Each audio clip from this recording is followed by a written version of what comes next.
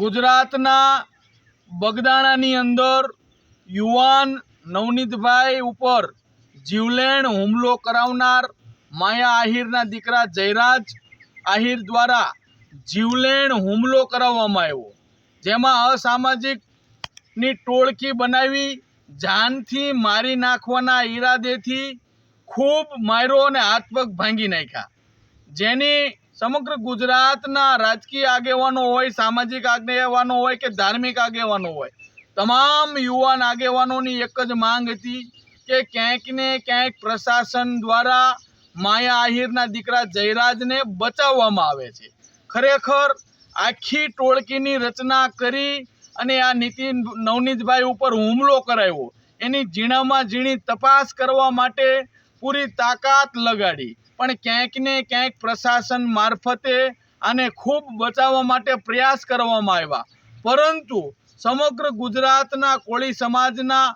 તમામ આગેવાનો, યુવાનો અને ખાસ કરીને જે લીગલ ટીમ, જે વકીલો હમણાં થોડા સમયથી આની અંદર કેસની અંદર પડ્યા અને પૂરી તાકાતથી ન્યાય માટેની લડતમાં મેદાને આવ્યા, ત્યારે આ ઘટનાની અંદર આજે સમાચાર મળ્યા કે આજે જયરાજની ધરપકડ કરવામાં આવી અને આ કેસની અંદર એનું નામ દાખલ કરવામાં આવ્યું। ખૂબ સારી બાબત કહેવાય અને ખૂબ દુઃખ સાથે કહેવું પડે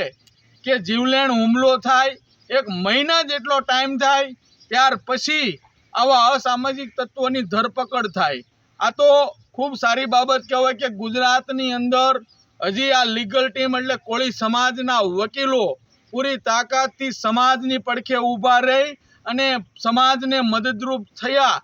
વિછ્યાની ઘટનાની અંદર પણ માત્ર 19 દિવસની અંદર 92 જેટલા લોકોને જેલમાંથી મુક્ત કરાવવા માટે જો કોઈએ મહેનત કરી હોય તો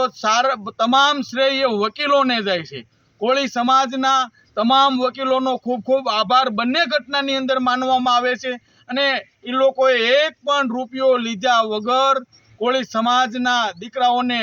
ખોટી રીતે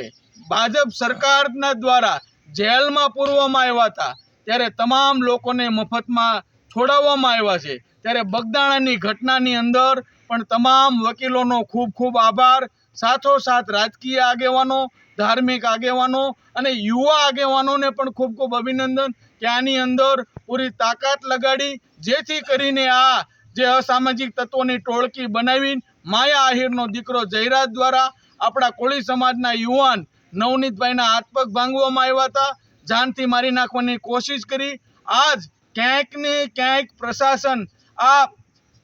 ન્યાયિક પ્રક્રિયાની અંદર થોડો ઘણો પણ વિશ્વાસ બેહે એવું કાર્ય થયું છે કે આજે કાયદેસર રીતે એનું નામ દાખલ થયું અને એને કડકમાં કડક સજા થાય એવી કોળી સમાજની માંગ છે, જેથી કરીને કોઈ પણ પછાત વર્ગના દીકરાને ખોટી રીતે આ પ્રકારે માર ન માને। ખૂબ ખૂબ આભાર, સમગ્ર કોળી સમાજના વકીલોનો ખૂબ ખૂબ આભાર।